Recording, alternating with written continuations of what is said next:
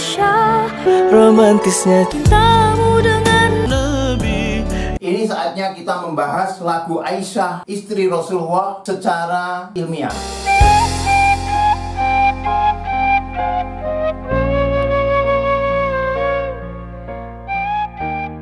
Saya pernah mendefinisikan seni Islam dan dimuat dalam prosiding seminar akademik Fakultas Seni Rupa Institut Seni Indonesia Yogyakarta tahun 2013. Assalamualaikum warahmatullahi wabarakatuh. Welcome to Painting Explorer Channel. Rekan-rekan masih bersama saya, Denny J. Tentu rekan-rekan sudah mengerti tentang lagu Aisyah, istri Rasulullah, karena karya ini telah menjadi trending, bahkan telah direspon dari berbagai macam sudut pandang, untuk tidak mengatakan kontroversial. Yang nyanyi di situ yang jadi masalah. Cuman kalau ternyata ada syair yang perlu dibenahi, ayo kita benahi bersama. Mungkin ada pakar ahli dalam buat syair, dirubah syairnya. Bahasa yang saya pilih waktu itu sebenarnya untuk ponakan saya, yang milenial, yang masih muda belia itu. Tapi didengar oleh orang tua, dia katakan nggak layak. Itu bahasa ke ibumu nggak cocok, nggak sesuai seperti itu. Menurut saya lagu yang berjudul Aisyah istri Rasulullah ini lagu yang sangat bagus, lagu yang menunjukkan identitas kesunnian kita. Kali ini kita akan membahasnya secara ilmiah, secara akademis, khususnya dari perspektif seni Islam, atau lebih tepat lagi nilai estetis seni Islam.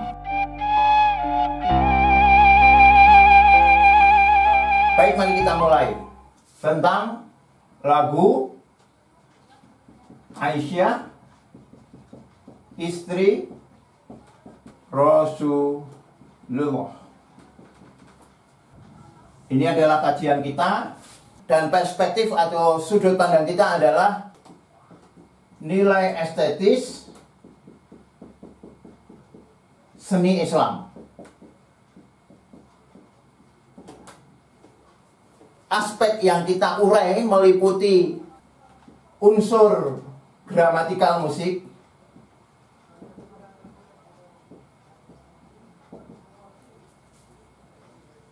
komposisi unsur gramatikal musik, komposisi unsur gramatikal musik,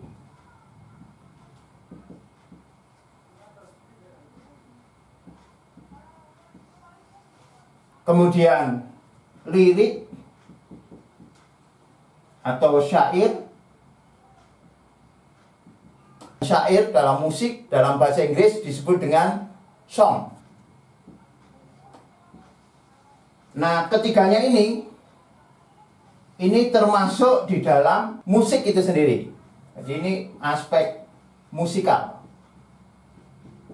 atau seni musik itu sendiri terdiri dari ini. Maupun kita akan membahas performanya atau penampilannya. Performance.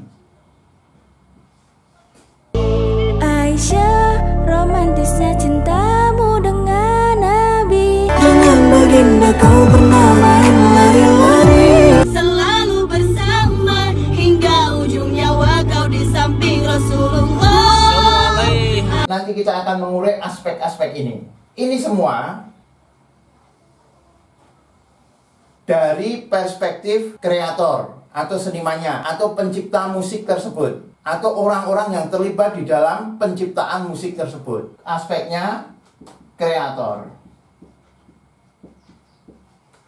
Nah, yang penting kita perhatikan juga yaitu aspek spektator atau aspek pendengar atau aspek penikmat karya tersebut. Ini aspek spektator atau pendengar. Spektator yang bisa kita bagi menjadi efek emosional, lagu tersebut, misalnya seperti ini. Mengikat rambutnya. Atau efek logikal. Kalau ini efek perasaan, kalau efek logikal itu efek pemikiran, efek logikal. Ada satu lagi yaitu efek energetik, atau lagu itu bisa memberikan efek gerak pada seorang spektator. Efek energetik. atau efek gerak spektator saat menikmati lagu itu. Misalnya seperti ini. Aisyah, romantisnya cintamu dengan Nabi, dengan baginda kau pernah main lari-lari. Nah, sebelum membahas ini semua, kita mesti tahu dulu apa itu nilai estetis seni Islam. Kita akan mencoba mendefinisikan. Pertama, mendefinisikan kata seni. Kemudian kita definisikan frasa seni Islam. Apa itu seni? Saya sudah menulis definisi seni di dalam buku saya ini yang berjudul Estetika Jalinan Subjek, Objek, dan Nilai. Mari kita lihat. Ini buku estetika, lebih tepatnya judulnya adalah Estetika Jalinan Subjek, Objek, dan Nilai.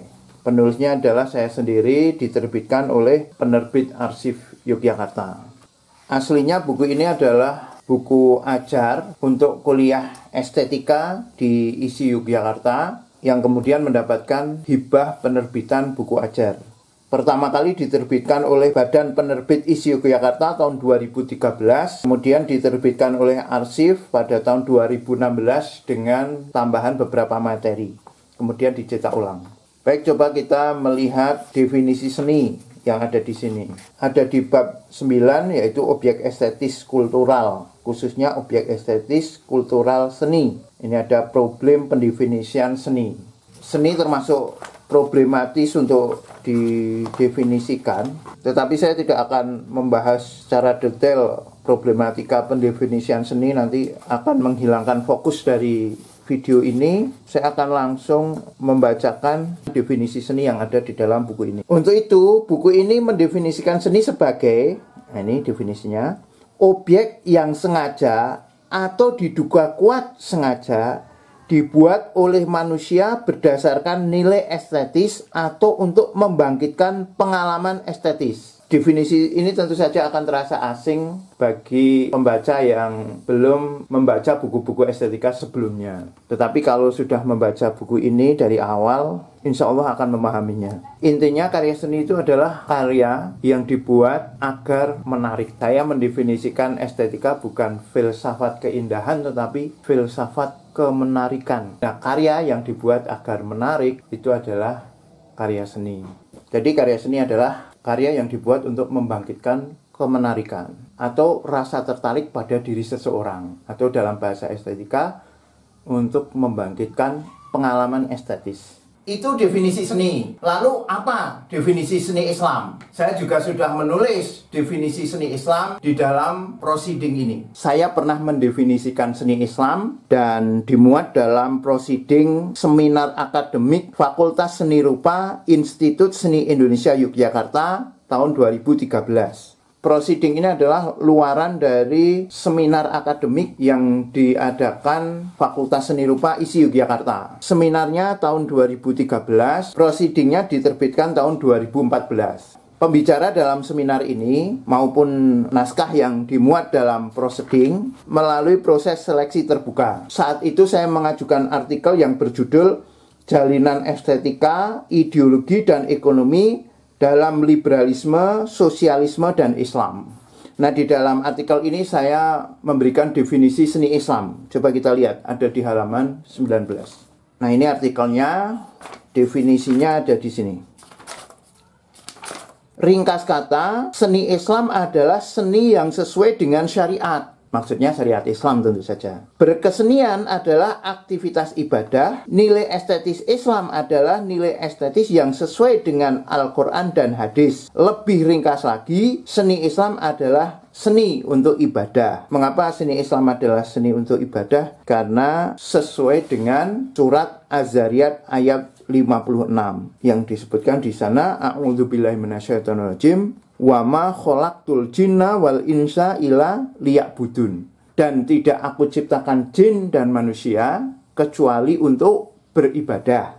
Nah, karena aktivitas seni itu juga termasuk aktivitas manusia, maka aktivitas seni pun adalah aktivitas ibadah. Namun, kata ibadah di sini dalam pengertian yang luas, dalam pengertian ibadah ghairu mahdhuh. Keterangannya begini. Keterangan begini, saya bacakan. Karena manusia diciptakan untuk beribadah sebagaimana isi surat Az-Zariyat ayat 56, maka segala kegiatan manusia dalam perspektif Islam akan dikonstruksi dalam konteks ibadah. Kata ibadah dalam ayat ini dimaknai secara luas oleh Ibnu Katsir, yaitu menaati perintah Allah karena akan menghasilkan pahala dan menjauhi larangannya karena akan mendatangkan siksa pedih. Makna ibadah secara luas, yaitu ketundukan dan kecintaan pada Allah, juga digunakan Al-Qardawi. Ini Yusuf Qardawi. Bahkan karena ibadah mencakup semua aspek kehidupan, pelampiasan hasrat seksual pun, sejauh dilakukan sesuai dengan syariat Islam, termasuk ibadah. Secara harfiah, ibadah berarti ketaatan. Agar lebih jelas saya bacakan kelanjutannya. Beribadah merupakan aktivitas yang disertai ruh Islam. Ruh di sini ada dalam pengertian kesadaran manusia bahwa ia berhubungan dengan Allah, atau istilahnya idrok silabilah. Untuk itu, dalam Islam, aktivitas berkesenian jika dilakukan berdasarkan ruh Islam juga termasuk ibadah. Ini berarti menjalankan penciptaan karya seni sesuai dengan syariat yang tertera dalam Al-Quran maupun hadis. Makna ibadah tersebut dibedakan dengan makna ibadah secara khusus, yang berarti penyembahan kepada Allah yang oleh Al-Quran maupun hadis telah ditentukan secara pasti cara pelaksanaannya, seperti sholat dan puasa. Ibadah dalam tulisan ini berarti ibadah secara umum. Lalu saya mendefinisikan seni tadi. Ringkas kata, seni Islam adalah seni yang sesuai dengan syariat. Berkesenian adalah aktivitas ibadah. Nilai estetis Islam adalah nilai yang sesuai dengan Al-Quran dan hadis. Lebih ringkas lagi, seni Islam adalah seni untuk ibadah. Nah, bagaimana cara praktisnya? Cara praktisnya adalah melakukan aktivitas berkesenian sesuai dengan fikih Islam. Nah, maka kalau kita akan menganalisis lagu Aisyah istri Rasulullah tersebut, kita mesti melihat apakah lagu tersebut sesuai dengan nilai-nilai Islam atau tidak. Nah, yang sesuai atau tidak itu aspek apanya?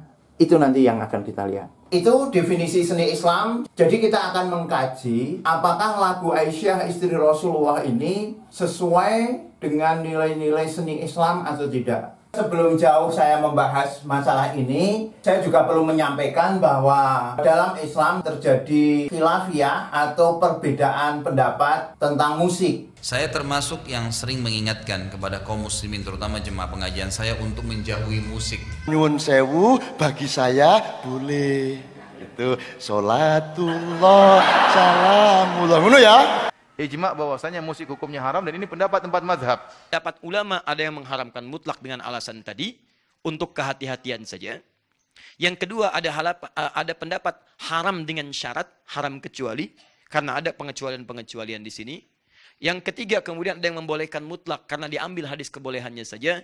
Yang keempat ada kebolehan dengan syarat kalau musik yang dimaksudkan mendukung kepada nilai-nilai kebaikan yang dibenarkan oleh agama. Perbedaan pendapat dalam Islam adalah sesuatu yang biasa. Saya pernah membahas bagaimana cara kita menyikapi perbedaan. Jika rekan-rekan pengen mengikutinya, bisa klik video yang berikut ini. Saya sendiri berpendapat bahwa musik itu mubah atau boleh, tetapi dengan berbagai catatan. Ada hal-hal tertentu menjadikan haram. Apa dalilnya? Terlalu panjang kalau saya bahas di sini. Salah satunya adalah bahwa Nabi membolehkan sahabatnya memainkan alat musik di dalam pernikahan. Nah, yang tidak boleh seperti apa? Yang tidak boleh misalnya musik dengan syair yang membawa ke kemaksiatan. Sedikit saya memberikan latar belakang lagu Aisyah istri Rasulullah ini yang tentu teman-teman sudah tahu, tetapi agar analisis kita menjadi lebih jelas, saya akan menyebutkan. Pertama, lagu yang booming di Indonesia ini yang di-cover oleh banyak penyanyi Indonesia hingga mencapai trending di YouTube, aslinya digubah oleh musisi Malaysia, yaitu oleh Projector Band. Awalnya berjudul Aisyah, atau kadang disebut juga 1, 2, 3 Cinta Kamu.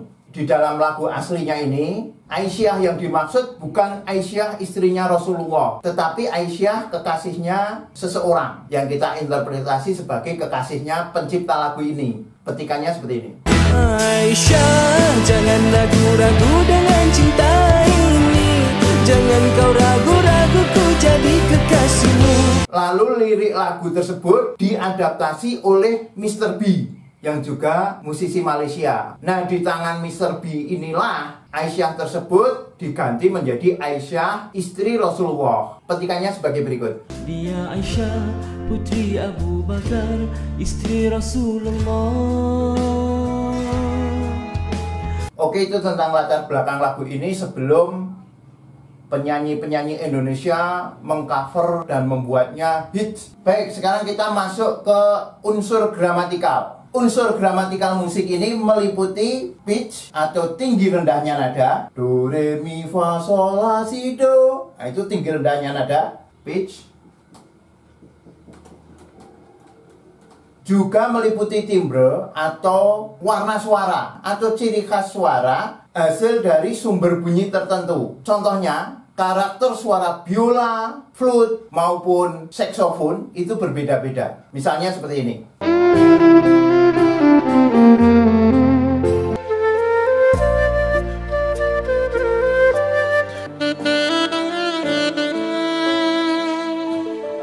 Unsur lain dalam gramatikal musik itu ada loudness atau keras lemahnya suara, loudness.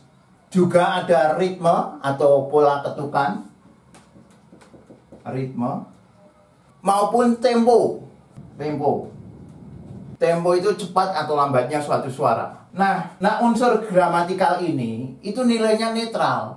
Kita ngomong tinggi atau rendah itu hukumnya mubah. Seseorang akan bersuara dengan keras maupun lembut itu nilainya netral. Kecuali kalau itu sudah dimasukkan dalam konteks tertentu. Misalnya kita bersuara keras dengan kemarahan pada orang tua, nah itu berdosa. Tetapi sebelum dimasukkan di dalam konteks tertentu, nilainya netral. Maka pitch, timbre, dan semuanya ini itu akan bisa dihukumi atau akan bisa dinilai ketika sudah dikomposisikan. Berarti komposisi pitch atau komposisi nada, komposisi timbre, komposisi loudness, komposisi ritme, komposisi tempo. Nah, itu baru bisa dinilai. Misalnya, do, re, mi, fa, sol, la, si, do.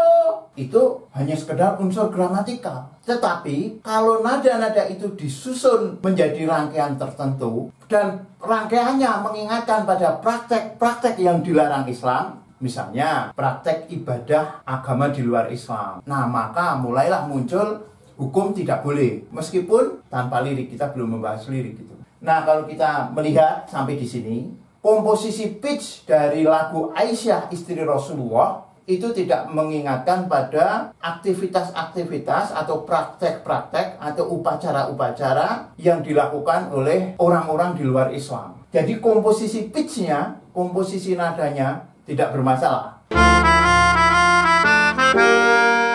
Bagaimana komposisi timbrenya? Nah, ini nanti kita akan melihat efek emosional ini. Ketika timbre suara wanita dan laki-laki itu berbeda, itu nanti kita lihat efek emosionalnya. Baik, teman-teman yang pengen membuat ini sebagai penelitian lebih rigid lagi, bisa menganalisis seluruh aspek ini beserta komposisinya. Tentu kalau kita bahas semua di video ini akan menjadi sangat panjang. Baik, dari aspek komposisi unsur gramatikal musik, lagu Aisyah putri Rasulullah tersebut tidak ada masalah, artinya boleh. Sekarang kita akan melihat aspek lirik atau aspek syairnya. Bagaimana menilai aspek lirik? Untuk menilai aspek lirik, kita akan melihat kebenaran lirik tersebut. Apakah lirik tersebut benar atau tidak? Benar salahnya lirik lagu Aisyah istri Rasulullah bisa kita cek dalam hadis. Berarti tolak ukurnya adalah sumber informasi yang ada di dalam Islam, yaitu Al-Quran maupun hadis. Untuk lagu Aisyah istri Rasulullah ini sumber-sumbernya adalah hadis. Jika kita mendapati liriknya itu sesuai dengan hadis, maka kita akan mengatakan bahwa lirik itu benar.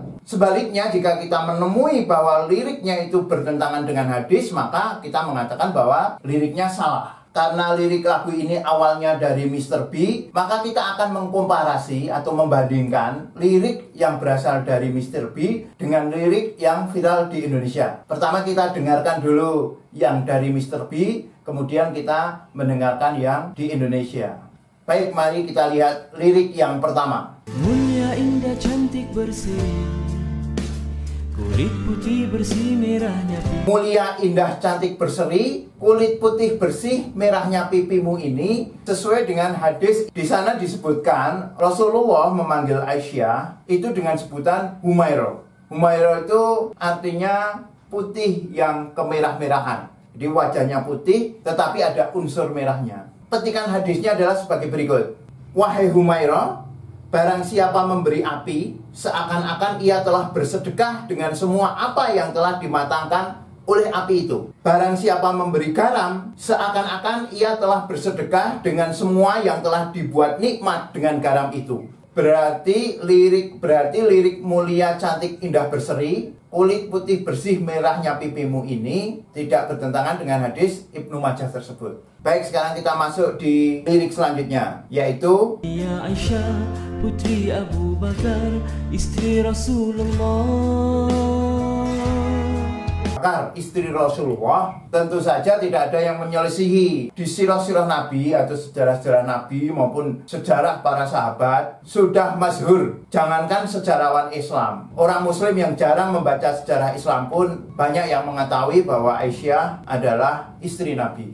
Namun demikian, ada baiknya saya membacakan hadis riwayat Bukhari maupun Muslim. Rasulullah bersabda, aku melihatmu, yaitu Aisyah, dalam mimpiku selama 3 malam. Malaikat datang membawamu dengan mengenakan pakaian sutra putih. Malaikat itu berkata, ini adalah istrimu. Lalu kusingkapkan penutup wajahmu, ternyata itu adalah dirimu. Aku bergumam, seandainya mimpi ini datang dari Allah, pasti dia akan menjadikannya nyata. Dengan demikian, lirik Aisyah putri Abu Bakar, istri Rasulullah, dalam lagu Aisyah istri Rasulullah tersebut tidak salah. Baik, kita lanjutkan lirik berikutnya. Sungguh sulit Nabi mencintamu, hingga Nabi minum di bekas bibirmu. Atau teks atau pernyataan sungguh sulit Nabi mencintamu hingga Nabi minum di bekas bibirmu, ini juga disebutkan di dalam hadis, yaitu hadis yang diriwayatkan oleh Imam Ahmad. Bunyinya begini, dari Aisyah dia berkata, aku minum ketika sedang haid, kemudian aku memberikannya kepada Nabi SAW, lalu beliau meletakkan mulutnya pada tempat mulutku. Aku juga pernah menggigit daging ketika aku sedang haid. Lalu sisa daging itu aku berikan kepada Nabi SAW, maka beliau meletakkan mulutnya di tempat mulutku. Dengan demikian, ini tidak menyalahi. Akan tetapi, dalam membahas lirik, itu tidak sekedar persoalan kebenaran,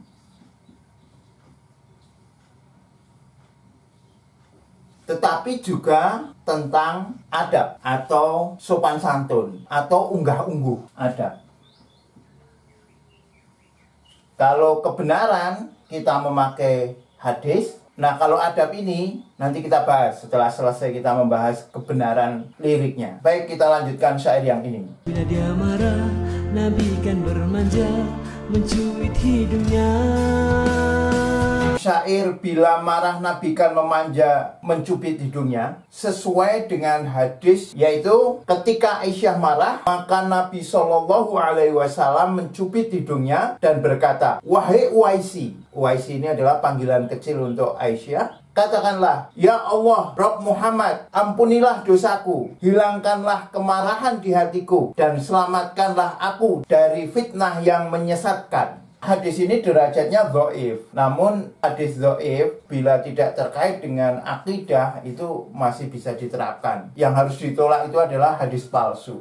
Selanjutnya adalah lirik ini. Aisyah, romantisnya cintamu dengan Nabi, dengan baginda kau pernah main lari. romantisnya cintamu dengan Nabi, dengan baginda kau pernah main lari-lari. Ini juga ada hadisnya, diriwayatkan oleh Imam Ahmad, yaitu sebagai berikut. Dari Aisyah berkata, aku pernah menemani Nabi SAW dalam sebuah perjalanan. Saat itu aku masih muda dan badanku belum gemuk. Nabi SAW berkata kepada para sahabat, silahkan jalan duluan. Maka para sahabat pun berjalan mendahului Nabi SAW. Lalu Nabi SAW berkata kepadaku, kemarilah, aku akan mengajakmu balap lari. Maka aku pun memenuhi ajakan tersebut. Kemudian aku berhasil mengalahkan Nabi SAW dan beliau pun terdiam saat itu. Sampai pada suatu ketika badanku sudah mulai gemuk dan aku pun lupa entah dalam perjalanan kemana saat itu. Beliau berkata kepada para sahabat, silahkan jalan duluan. Maka para sahabat pun berjalan mendahului Nabi SAW. Lalu beliau berkata, kemarilah, aku akan kembali mengajakmu balap lari. Maka aku pun memenuhi ajakan tersebut. Kemudian beliau mampu mengalahkanku. Beliau tertawa dan berkata, inilah pembalasanku. Oke, jadi syair dengan baginda kau pernah main lari-lari tidak menyalahi hadis. Sekarang mari kita dengarkan syair yang ini. Selalu bersama hingga ujung nyawa kau di samping Rasulullah. Selalu bersama hingga ujung nyawa kau di samping Rasulullah. Lirik selalu bersama hingga ujung nyawa kau di samping Rasulullah ini juga terdapat di dalam hadis, diriwayatkan oleh Imam Bukhari. Tak kala beliau sakit dan kepalanya berada di pahaku, beliau pingsan beberapa saat. Kemudian sadar dan membelalakkan pandangannya ke atap. Kemudian berujar, ya Allah, pertemukanlah aku dengan kekasih yang tertinggi. Aku berkata dalam hati, aku di sini yaitu Aisyah. Ini berarti beliau tidak lagi memilih untuk tetap bersama kami. Dan Aisyah paham bahwa itu adalah ucapan yang beliau perdengarkan kepada kami. Lanjut Aisyah, itulah akhir ucapan yang Nabi SAW katakan, yaitu, ya Allah, pertemukanlah aku dengan kekasihku yang tertinggi. Baik, kita lanjutkan syair yang ini. Bila lelah Nabi baring di ribamu, hingga lelah Nabi baring di jilbabmu. Nah, syair ini, hingga lelah Nabi berbaring di jilbabmu, ini berbeda syair antara syair yang dibuat Mr. B dengan syair yang viral di Indonesia. Perbedaannya, satu, di Mr. B itu bukan berbaring di jilbabmu, tetapi berbaring di ribamu. Riba itu pangkuan. Nah, sebelum kita melihat perbedaan syair antara Mr. B dengan yang viral di Indonesia, kita bacakan dulu hadisnya. Banyak yang meriwayatkan hadis ini. Bunyinya demikian. Rasulullah SAW pernah meletakkan kepalanya di atas pangkuanku. Lalu beliau membaca Al-Quran, sementara aku dalam keadaan haid. Syair yang di Mr. B itu memakai berbaring di ribamu. Berarti tidak menyelisihi atau tidak menyalahi hadis ini. Adapun lirik yang viral di Indonesia, hingga lelah Nabi baring di jilbabmu, ini sering dikritik. Mosok berbaring kok di jilbab? Kan nggak mungkin. Yang mengkritik ini memakai pengertian jilbab yang umum di Indonesia. Di Indonesia, jilbab itu dipahami sebagai kerudung. Ketika ada wanita memakai kerudung, disebut sebagai memakai jilbab. Atau ketika toko jual jilbab, maksudnya ya jual kerudung. Padahal pengertian jilbab bukan itu. Apa sebenarnya jilbab itu? Agar pasti kita mesti membuka Al-Quran. Sebenarnya istilah jilbab itu untuk apa? Coba kita baca. Kata jilbab itu ada di Al-Quran,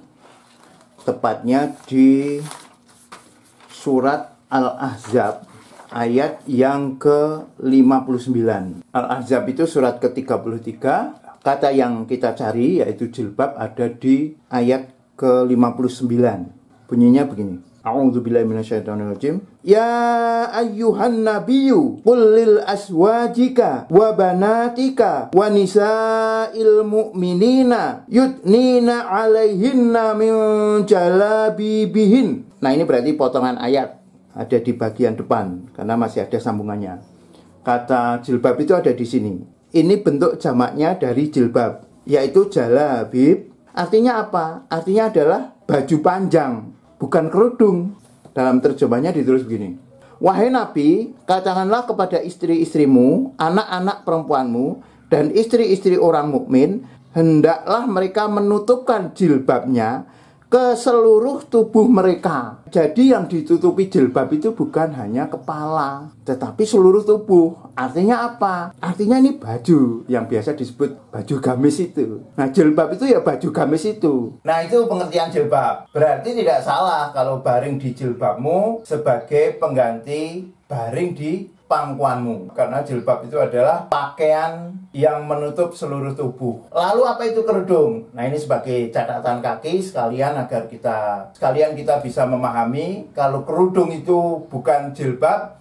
Lalu kerudung itu istilahnya apa? Mari kita buka surat An-Nur ayat yang ke-31. Surat An-Nur itu ada di urutan ke-24. Nah, kata kerudung itu ada di ayat ke-31. Ayat ini cukup panjang. Kita baca petikannya aja. Wal yadhribna bi khumurihinna ala juyubihin. Wal yadhribna, dan hendaklah mereka menutup dengan apa? Bi khumurihinna, dengan khumur, ala juyubihinna, atas dada mereka. Khumur ini adalah jamak dari khimar. Khimar itu kerudung. Kalau banyak kerudung, khumur. Kalau kerudung mereka, khumurihinna. Berarti istilah untuk kerudung itu khimar, bukan jilbab. Kerudung itu khimar. Jangan salah dengan himar. Kalau himar itu keledai. Jadi kalau menutup dengan himar itu menutup kepala dengan keledai. Nah, yang benar adalah khimar. Itu pengertian kerudung, yaitu khimar, dan baju panjang atau jilbab. Ada lagi perbedaan syair yang dibawakan Mr. B dengan yang ada di Indonesia, yaitu kalau yang Mr. B itu jika lelah Nabi baring di ribamu. Kalau yang di Indonesia, hingga lelah Nabi baring di jilbabmu. Jilbabnya tadi tidak masalah, cuma kata jika yang diganti hingga. Nah, ini mengganggu. Jika itu kata bersyarat. Kalau dalam logika disebut sebagai premis hipotetik, yaitu jika maka. Jika lelah, maka Nabi baring di ribamu. Cuma makanya ini dihilangkan. Syair yang banyak beredar di Indonesia itu menjadi hingga. Kalau hingga lelah Nabi baring di jilbabmu, itu Nabi berbaring di pangkuannya istrinya, yaitu Aisyah, sampai lelah. Berbaring sampai lelah. Hingga lelah Nabi baring di jilbabmu. Berarti beliau SAW berbaring sampai lelah. Nah, ini salah kalau ini. Oke, kita lihat selanjutnya. Ada ketika kau pula bermanja menyikat rambutnya. Nah, syair ini yang terakhir akan kita bahas, yaitu seketika kau pula bermanja menyikat rambutnya. Ini juga ada perbedaan. Kita baca hadisnya dulu. Hadis yang diriwayatkan baik oleh Imam Bukhari maupun Imam Muslim. Aku pernah menyisir rambut Rasulullah SAW, sementara saat itu aku sedang haid. Ini ada perbedaan lagi antara syair yang dibuat Mr. B dengan yang banyak beredar di Indonesia. Kalau yang Mr. B itu kan menyikat rambutnya. Nah, ini bahasa Malaysia. Menyisir itu istilahnya menyikat. Tentu kalau dipakai di Indonesia, menyikat rambutnya juga salah, itu kan. Menyikat kan dengan sikat kan. Cuma di Indonesia diganti menjadi mengikat. Mengikat rambutnya. Lah, kalau mengikat rambutnya ya tidak sesuai dengan hadis tadi. Meskipun kita tahu bahwa Nabi itu pernah memiliki rambut yang cukup panjang sebahu, tetapi kita tidak menemui hadis bahwa Bunda Aisyah itu mengikat rambut Nabi. Oke rekan-rekan, itu pembahasan kita tentang kebenaran suatu syair. Seperti yang saya sebutkan tadi, syair itu tidak sekedar persoalan benar atau salah, tetapi ada persoalan lain, yaitu adab atau tidak beradab, sopan atau tidak sopan. Persoalan adab atau unggah-ungguh itu kita bisa menimbang tentang urf. Kaidahnya di dalam fikih, jika suatu adat atau urf tidak bertentangan dengan nilai-nilai Islam, maka bisa dipakai. Yang sering dipermasalahkan itu adalah adab dalam memanggil Aisyah maupun adab di dalam membahas persoalan fisik ibunda Rasulullah maupun Sayyidina Muhammad SAW. Yang pertama, tentang adab memanggil Aisyah. Karena Aisyah ini adalah Ummul Mukminin, ibunya orang-orang muslim, maka kita harus menghormati dengan tidak memanggil namanya secara langsung, tetapi dengan misalnya ibunda atau sayyidah, atau kalau di Jawa itu biasanya ditambah dengan siti. Siti Aisyah, Siti Aminah, Siti Khadijah, itu untuk menghormati. Dalam masyarakat Indonesia atau masyarakat Nusantara atau masyarakat Jawa, itu memang kalau memanggil langsung itu terasa tidak sopan. Nah, untuk adab ini, itu urf atau adat istiadat pada suatu tempat, asalkan tidak bertentangan dengan syariah Islam, bisa dipakai. Dan untuk Nabi Muhammad ini juga sering menjadi pembahasan, sebutan Sayyid. Biasanya untuk menyebut nama Muhammad secara langsung itu tidak sopan. Jika tidak memakai Nabi Muhammad atau Rasulullah SAW, itu biasanya ditambah Sayyidina Muhammad SAW. Ulama tidak mempermasalahkan sebutan Sayyid untuk Nabi Muhammad SAW, karena Nabi juga pernah menyebut dirinya sebagai Sayyidnya Bani Adam, dan sahabat Nabi juga ada yang memanggilnya dengan Sayyid juga atau Tuan. Tetapi Nabi memberikan wanti-wanti atau pesan yang ditekankan bahwa Sayyid yang utama itu adalah Allah. Ini untuk menjaga akidah seorang muslim. Jangan sampai seseorang itu mengkultuskan Nabi hingga menganggapnya sebagai Tuhan. Yang menjadi khilafiyah atau perbedaan pendapat atau ikhtilaf adalah sebutan Sayyid ketika membacanya di dalam sholat. Di at-tahiyat akhir itu kan kita membaca sholawat Nabi. Nah, itu para ulama berbeda pendapat. Ada yang membolehkan dan ada yang tidak membolehkan. Kalau yang di dalam Al-Quran, ketika Nabi Muhammad SAW disebutkan di Al-Quran yang menyebutkan Allah, tentu semuanya sepakat, tidak ditambahkan apapun, karena untuk Al-Quran ini jangankan tambahan satu kata, tambahan satu huruf pun tidak diperbolehkan. Oke, kembali ke Bunda Aisyah. Tadi kan terasa tidak sopan ketika kita menyebut langsung nama Aisyah. Akan tetapi sebenarnya ini juga bukan kesalahan yang fatal. Kalau kita membaca asar atau hadis tentang sahabat ketika menyebut Bunda Aisyah itu langsung namanya, tidak memakai Sayyidah atau Sayyidati, apalagi Siti. Sahabat ini langsung menyebut nama. Contohnya adalah hadis yang diriwayatkan oleh Tirmidzi. Bunyinya begini: tidaklah kami kebingungan tentang suatu hadis lalu kami bertanya kepada Aisyah, kecuali kami mendapatkan jawaban dari sisinya. Nah, ini kan sahabat tidak mengatakan dengan Bunda Aisyah atau Sayyidah Aisyah. Baik, untuk kesopanan memang lebih baik ditambahkan dengan kata sebutan. Misalnya Ibunda atau Siti atau Sayyidah atau Sayyidati. Dan itu sudah dilakukan oleh beberapa penyanyi yang mengcover lagu ini, terutama setelah mendapatkan masukan dari Buya Yahya. Akan tetapi yang perlu kita perhatikan di dalam syair ini, karena ini adalah persoalan seni, adalah persoalan artistik. Karena kalau hanya persoalan benar saja atau sopan saja, tetapi tidak artistik, ya tidak enak. Nanti hanya seperti membaca berita. Contohnya ini. Ahli fikih dan juga ahli ibadah.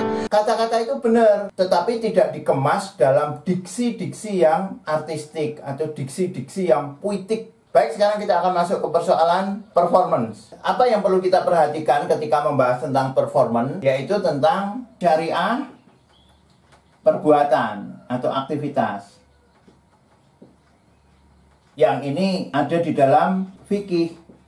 Nah, itu yang dipakai sebagai tolok ukur apakah performanya sudah islami atau belum. Contohnya misalnya di dalam Islam dilarang berdua-duaan atau berkholwat antara seorang laki-laki dengan seorang perempuan yang bukan mahram. Nah, kalau di dalam performan lagu tersebut ada laki-laki dan perempuan yang berdekat-dekatan, bukan mahram, nah itu tidak sesuai dengan fikih Islam. Maka karya itu menjadi tidak islami, tidak masuk di dalam standar nilai estetis seni Islam. Demikian juga misalnya, di dalam Islam dilarang untuk ikhtilat atau bercampur baur, campur aduk laki-laki dan perempuan. Maka jika di situ ada banyak laki-laki dan perempuan yang bercampur aduk dan itu bukan mahram, maka itu tidak islami. Persoalan di sini juga ada adab. Jika tidak apa-apa, tetapi tidak sopan dalam ukuran adab, maka ya lebih baik dihindari. Oke, itu performance. Dan semua ini ada pada kreator. Sekarang kita akan masuk ke wilayah spektator atau penikmat. Seperti yang sudah saya sampaikan di awal, karya tersebut bisa menimbulkan efek emosional, efek logikal, maupun efek energetis. Efek perasaan, efek pikiran, maupun efek gerak tubuh. Nah, di dalam efek emosional ini kita melihat aspek perasaan seorang pendengar atau seseorang yang melihat video Aisyah istri Rasulullah, apa yang terjadi pada dirinya. Sementara kita tahu bahwa di dalam Islam itu ada ajaran tentang ghadul basar atau menundukkan pandangan. Lelaki misalnya tidak boleh memandang wanita yang bukan mahram dengan hawa nafsunya. Nah, itu kan persoalan hati, persoalan perasaan. Sementara seorang muslim itu tidak boleh menghukumi atau menjudgment apa yang terjadi pada hati orang lain. Seseorang tidak bisa dipersalahkan karena hatinya. Seseorang bisa dihukumi itu karena perbuatannya atau ucapannya. Kalau hatinya tidak bisa. Tentu kita mengetahui ada hadis yang masyhur tentang seorang sahabat yang membunuh musuhnya di peperangan, padahal musuhnya itu sudah mengucapkan syahadat, sudah mengucapkan la ilaha illallah, tiada Tuhan selain Allah, tiada ilah yang berhak diibadahi selain Allah. Hadisnya seperti ini.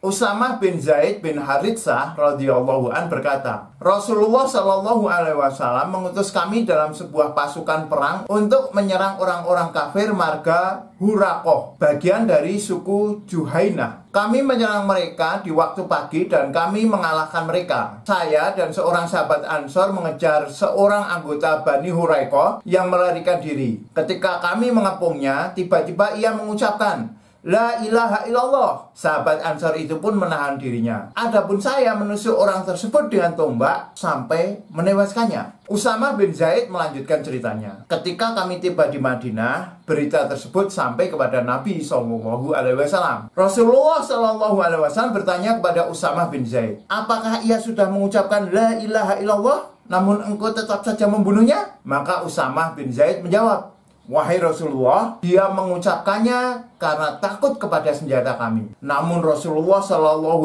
bersabda, kenapa engkau tidak membelah dadanya sehingga engkau mengetahui apakah hatinya mengucapkan la ilaha illallah karena ikhlas atau karena alasan lainnya? Usamah berkata, beliau terus-menerus mengulang pertanyaan itu kepada saya sehingga saya berharap andai saja saya baru masuk Islam pada hari itu. Artinya dia sangat menyesal terhadap apa yang telah ia lakukan.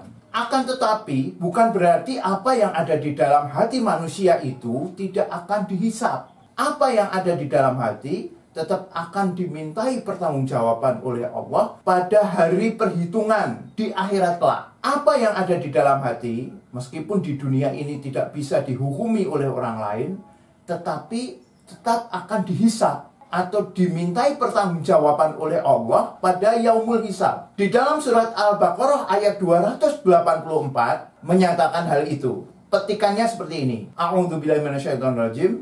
Wa in tubdu ma fi anfusikum aw tukhfuhu yuhasibkum bihillah. Ini petikan ada di tengah-tengah ayat, artinya demikian. Jika kamu menyatakan apa yang ada di dalam hatimu atau kamu sembunyikan, niscaya Allah memperhitungkannya bagimu. Artinya, apa yang ada di dalam hati, baik kita sembunyikan maupun kita lafazkan, akan dimintai pertanggungjawaban oleh Allah Subhanahu wa Ta'ala pada hari perhitungan. Dengan demikian, persoalan hati adalah persoalan seorang hamba dengan Tuhannya, yang mengetahui adalah dirinya dan Allah Subhanahu wa Ta'ala. Maka yang kita perhatikan untuk efek emosional ini bagi spektator itu begini. Jika lagu dan video Aisyah istri Rasulullah tersebut sudah dibuat dengan mengikuti rambu-rambu syariah, misalnya wanita yang menyanyikan telah menutup aurat, tidak berlenggak-lenggok sengaja menggoda syahwat, maupun tidak mengeluarkan suara-suara yang sangat dimungkinkan untuk membangkitkan gairah seksual, misalnya suara desahan-desahan. Jika semua itu sudah dilakukan,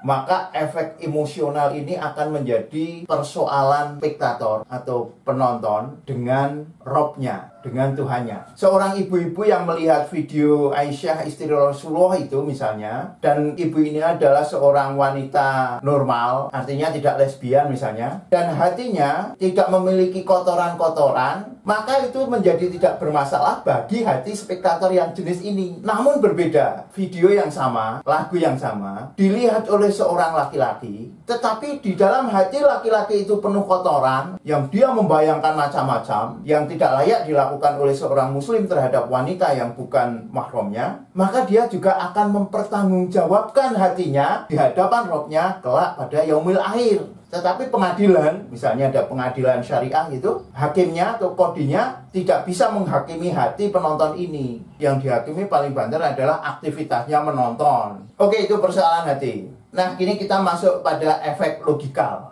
Efek pikiran yang ditimbulkan lagu tersebut. Pikiran yang muncul pada seorang pendengar itu akan berbeda-beda. Karena kita tahu bahwa proses berpikir itu dipengaruhi oleh objek, indera, otak, dan informasi awal atau informasi yang ada di dalam diri kita atau maklumat asabikoh. Jika dia memiliki informasi awal yang menjelekkan tentang Ibunda Aisyah, pasti tidak suka dengan lagu yang menyanjung Sayyidati Aisyah. Sebaliknya, jika dia seorang muslim dan maklumat asabikohnya atau informasi awalnya tentang kebaikan-kebaikan Ibunda Aisyah, dan dia berpikir bahwa tidak ada kesalahan-kesalahan pada lagu tersebut, maka dia akan menghasilkan pemikiran atau efek logikal yang positif. Oke, itu tentang efek logikal. Lalu bagaimana efek energetik atau efek pada tubuh ketika mendengar lagu itu terus berjoget? Nah, untuk hal ini kita kembali ke fikih perbuatan. Perbuatan manusia dalam Islam itu dikonstruksi dalam idrok silabila atau kesadaran bahwa dirinya berhubungan dengan Allah. Aktivitas apapun yang dia lakukan itu dikonstruksi bahwa dia adalah hambanya, bahwa dia adalah makhluk yang minta keridhaan pada Allah. Nah, aktivitas itu bagaimana? Jika aktivitas itu melanggar syarak, misalnya ada wanita mendengarkan lagu itu, terus dia berjoget, tidak menutup aurat, jogetannya mengundang syahwat, nah itu bermasalah. Namun jika mendengarkan dan hanya manduk-manduk ini, tanpa dia kehilangan kesadaran bahwa dia makhluknya Al-Khaliq, maka tidak bermasalah. Oke rekan-rekan Painting Explorer Channel, itu aspek yang kita kaji. Meskipun sebenarnya kita masih bisa mengulik aspek-aspek yang lain. Misalnya aspek hukum, bagaimana persoalan hak cipta lagu tersebut dari sudut pandang syariah. Sudah aku hubungi, tapi dorang pun tak tahu. Ada dorang kata tak tahu. Pihak publisher juga belum tahu.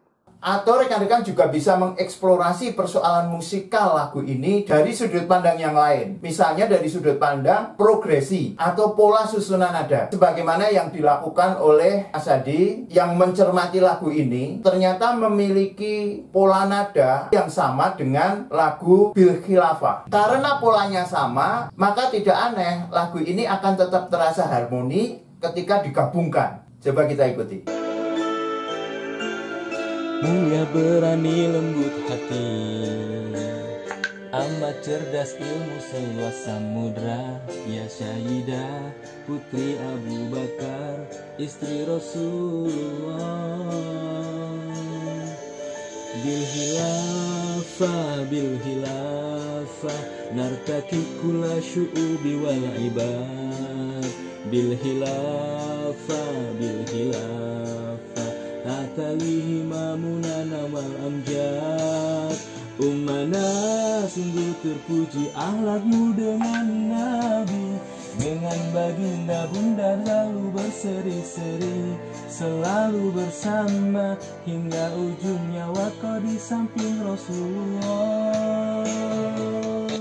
Oke rekan-rekan Painting Explorer Channel, silahkan jika rekan-rekan ingin mengelaborasi lebih lanjut. Nah, rekan-rekan yang pengen mengeksplorasi, misalnya pengen dijadikan sebagai penelitian yang serius, rekan-rekan bisa mendetailkan atau membuat rincian-rincian pada bagian-bagian tersebut, disertai dengan pengolahan data yang lebih rigid, misalnya wawancara terhadap kreatornya, maupun wawancara terhadap spektatornya, maupun wawancara kepada para ahli, para ustadz, atau asatidz, maka insya Allah akan menghasilkan suatu pemikiran yang lebih komprehensif lagi, lebih bulat lagi. Terima kasih sudah menonton sampai akhir. Jika rekan-rekan menggemari video tentang seni maupun tentang Islam dan peradaban Islam, silahkan rekan-rekan melihat-lihat video yang ada di Painting Explorer Channel. Terima kasih untuk subscribe, like, share, komen maupun bell. Mohon maaf jika ada kesalahan. Thank you very much. Wassalamualaikum warahmatullahi wabarakatuh.